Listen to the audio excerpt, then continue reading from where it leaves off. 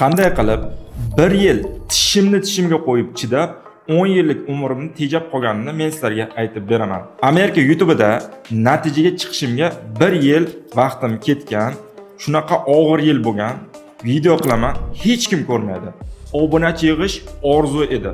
Shunda ham tinimsiz video qo'yganman, chunki videolar bugun ko'rilmasa ham ertaga baribir ko'rilishiga ishonganman.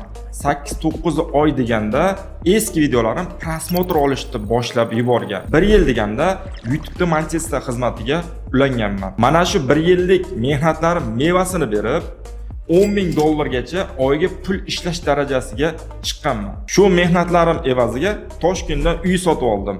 Li9 avtomashinasini o'zimga sovg'a qildim. Ya'ni 10 yilda erishadigan orzularimga 1 yillik qattiq mehnatim bilan erishdim desam bo'ladi. Albatta Allohning fazli bilan. O'sha vaqtlar qilgan videolarim hozir ham menga pul olib kelib turadi. Siz hayotingizni o'zgartirish uchun nimalar qilib ko'rgansizlar? Izohlarda yozib qoldiringlar.